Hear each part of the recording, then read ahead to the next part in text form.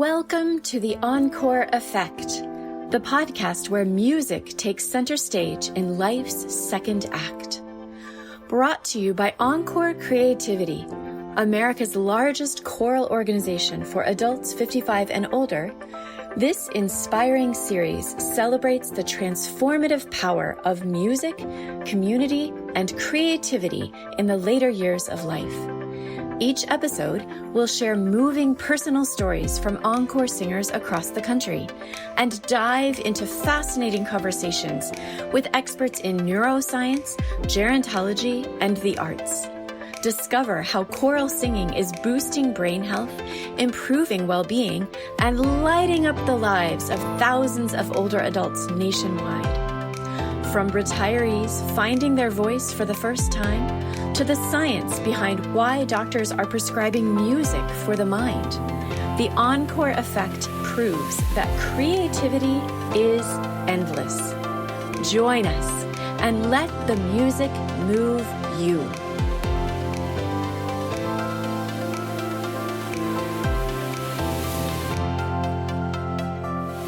Hello and welcome back to the Encore Effect. We are so glad that you have joined us for another week to have great conversation about arts and health and music and all the good things about Encore Creativity for older adults. Today, I'm so excited about our guest because she's a part of our Encore team. She is Encore family, and I can't wait to have a conversation with her. Dr. Marianne East has been with Encore Creativity for older adults since 2018, when she began conducting the Encore Chorale at Goodwin House Bailey's Crossroads.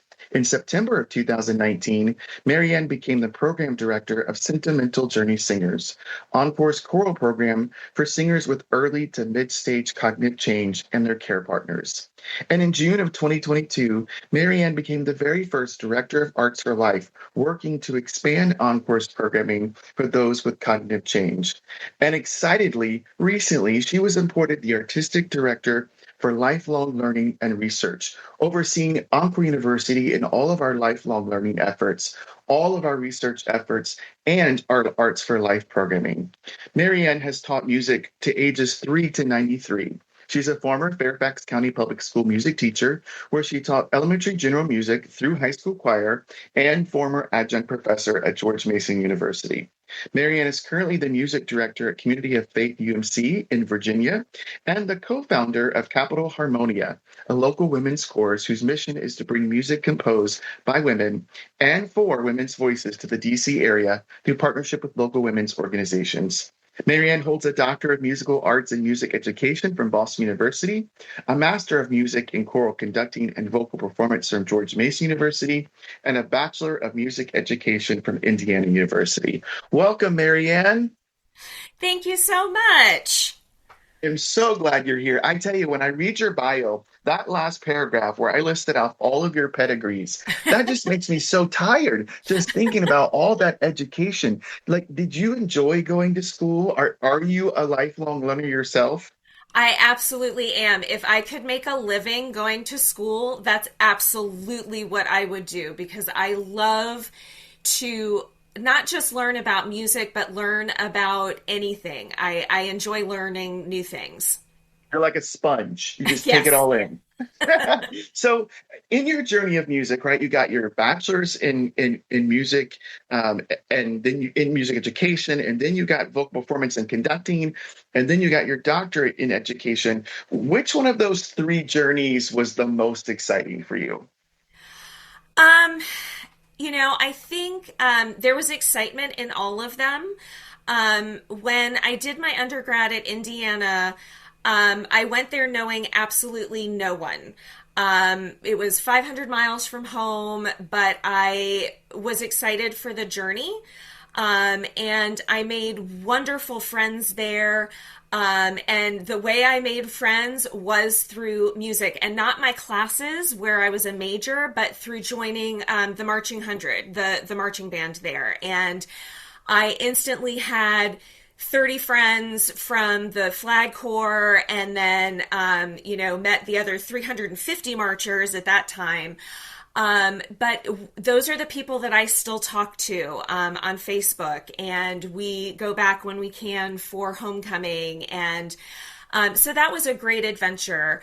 My master's at George Mason was wonderful because it opened a door later on for employment, becoming an adjunct professor. And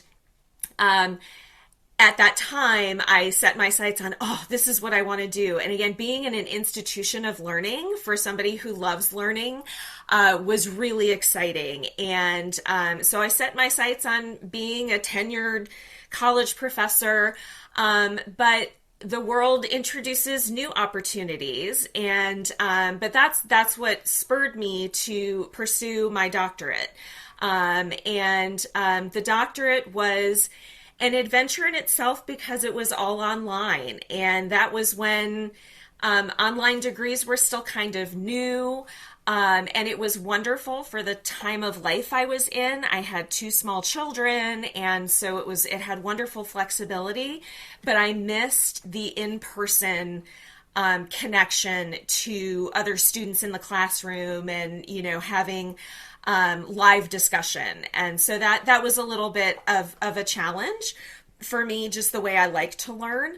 But it was wonderful because it also challenged me to think in a bigger picture about what music education is, and really challenged us to look at it outside of a traditional classroom, which I think has really helped me in my work at Encore, because we are not in a traditional educational setting, so to speak, but we are completely a music education organization.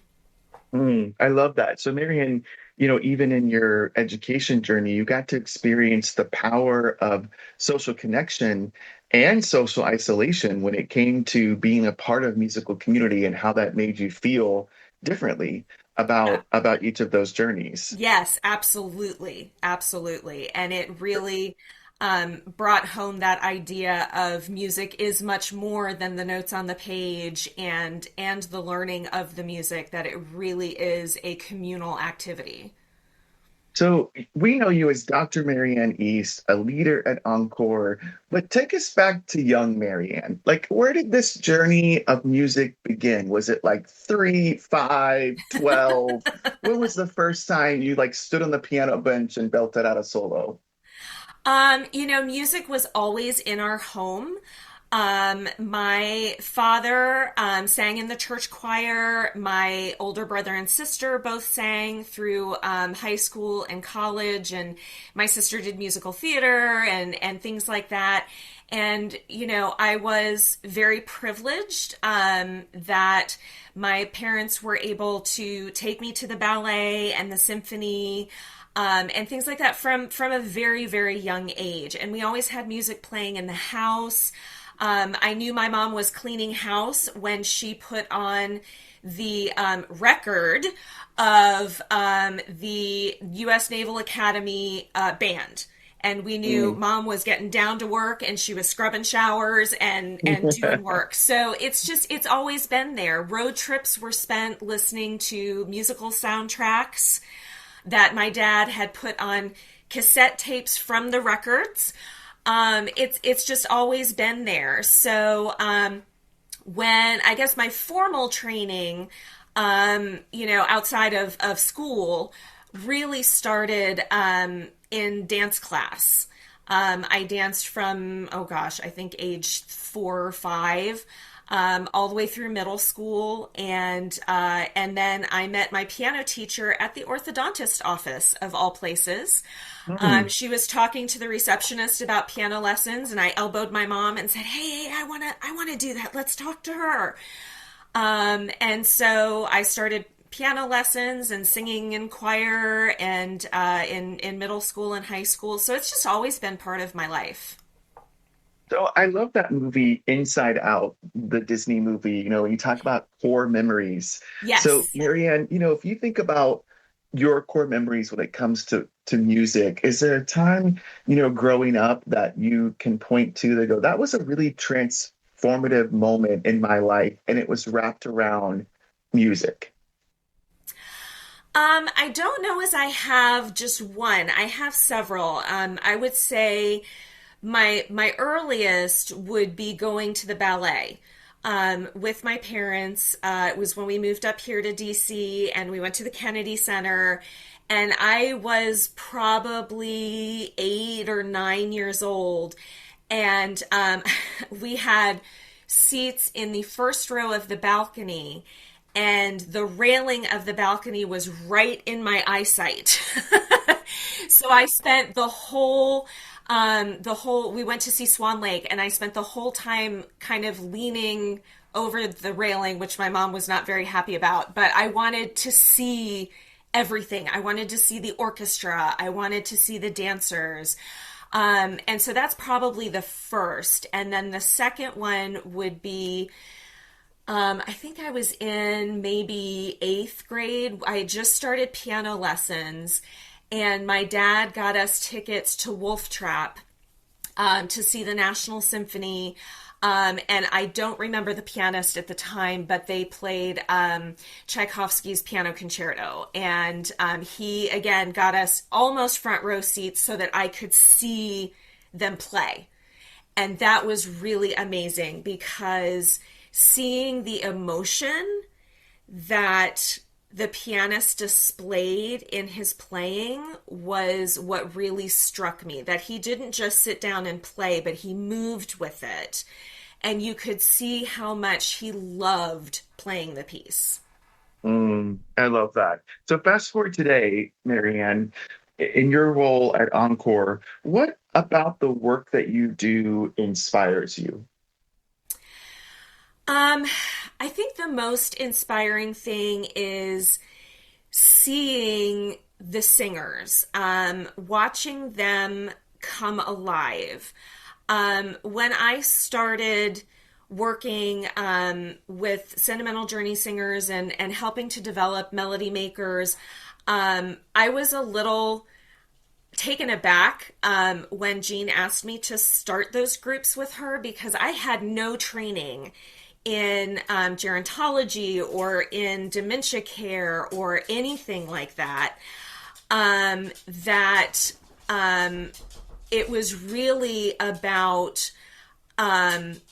learning and creating something new. And so I remember the first Melody Makers program that we ran, and the first class that we had, we started with a hello song. And it was a small group, so we sang to each member individually, and we sang Hello to Mary. And after each person had their song, I would ask them, how are you today?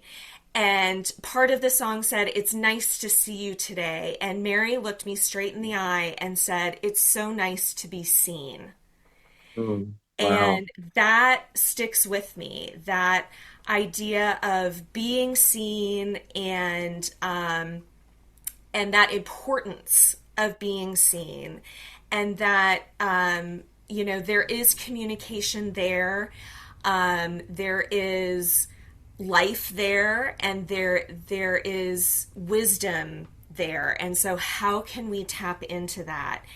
And so watching our singers come alive in the moment and connect to each other and laugh and share stories, it's really, really wonderful to see.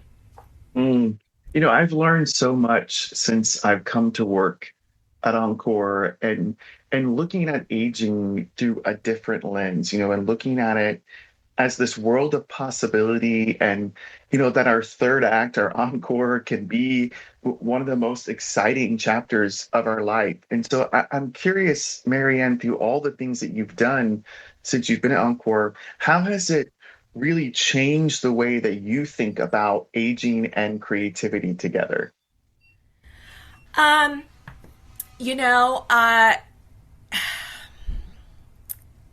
It's such an important part of our lives, and it really is about being together. That that again, that community building lasts a lifetime. We have folks that come in that have never sung before, and they find lifelong friends. They go to lunch together.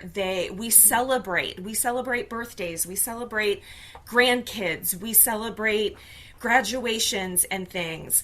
And it's so important to keep that connection. And also the reminiscence parts. Music is so linked to our memory, which is what makes it so powerful.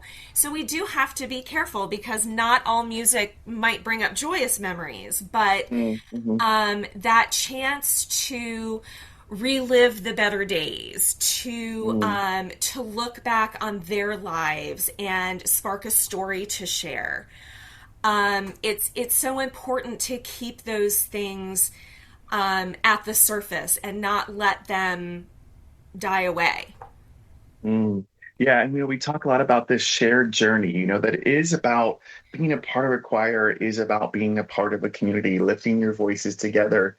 And there's something special about Encore, as you said, about going to lunch together and sharing life's journey together is really a part of the beauty of Encore. So, Marianne, when you're not doing your church job or being a mom or being the Encore artistic director, and you're just chilling to music, what is on your radio? Oh gosh. Just about anything and everything. It really is. It depends. It depends on the mood, of course. And, if I need something for energy or if I want something more soothing. One of the cool things about all of these digital platforms now is you have so much music at your fingertips, which is really cool. And so like at night when I'm reading before bed, I put on the spa music station because I just need something that's very quiet and soothing.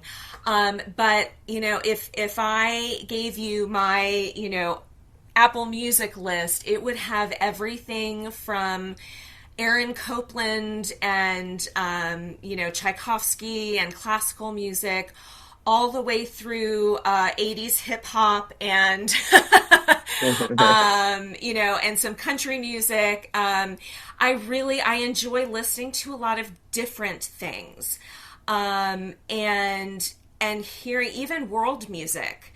Hearing things in different languages and from different styles is it's really interesting and intriguing to learn a different style of music. The science and research tells us that music is so good for our brain, and it's so good for our bodies and our hearts and all those things, but specifically our brain. And we know that because there has been so many studies done on that. But Marianne, you get to see it week in and week out in a different way. And so I'm going to ask you the question and tell our listeners from a qualitative standpoint, right? Like what you see, what you experience, what you hear. Is there power in music? There absolutely is. When I'm talking to, doing a presentation to a group, I'll say, name the 8 reindeer. And I said, most of you in your head just went, Dasher and Dancer and Prancer and Vixen, right? There's so many ties to it. Even my oldest daughter learning days of the week, right? In preschool, you set it to music and she still uses it today. If she's gotten lost on what day of the week it is, I hear her sing the song. It's really amazing that you can go into a memory care floor and they are playing music because they know that is going to motivate, it's going to connect. And people are in different stages of their journey. Some may not sing along, but they're tapping their toes, or they're smiling, or they're making eye contact, right? It can look many different ways. But it's there. And when we come do, especially a Melody Makers group, it can get kind of rowdy.